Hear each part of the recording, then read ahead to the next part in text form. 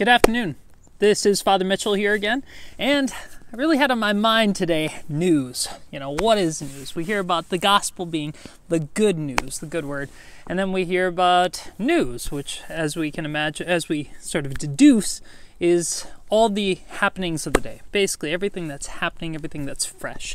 And it kind of gets me thinking about how news has just had a role in the human story since the very beginning. I mean, we look at the stories of Abraham and how he hears of Lot and the towns of Sodom and Gomorrah and what's happening to his relative there. And then you can think about when it comes to the Israelites at the base of the mountain while Moses is up at the top, and they haven't heard from Moses. They haven't heard from Aaron. They're waiting on the news.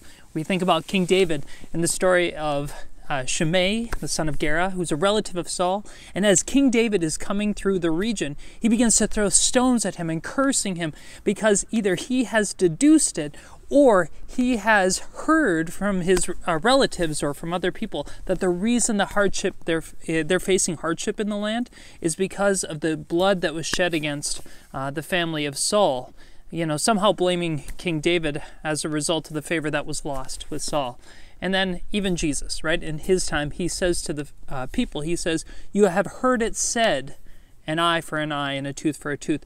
But I tell you this." And so we see that news has just a really important place in the human story because we really want to know. We want to know about other people. We want to know about other things. It's really for our own preservation. And when I think of those two topics of the news and the good news, it gets me wondering how much time we really spend with each day. You can hardly turn a channel without coming to some news channel, without coming to some commentator who wants to give their opinion. And I look at how much time we spend with sacred scripture. I look at how much time we spend with the good news, that is. And I would guess that we're probably more inundated with the former rather than the latter. And one of those points of reflection in these days is how much time should we be spending with each? There's a lot of fear and anxiety that can come from the news that we hear on television. And there's a lot of consolation that we really receive from sacred scripture and a lot of instruction that really comes from both.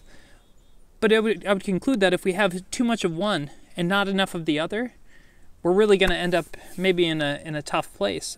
And so the same thing too, that when we combine the news and the good news hand in hand, not one or the other, and not one more than the other, really, but really that we would sort of have the primacy of the good news and the complement of the happenings in the world, we're going to do a lot better.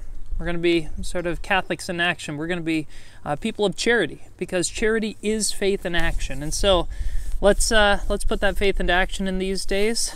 Hear the news, hear the good news, turn on the television, but also jump on into the sacred word. Listen to some great reflections, listen to some great homilies. Make it a point to not just spend time with one, but to spend time with both. God bless you. We'll see you tomorrow.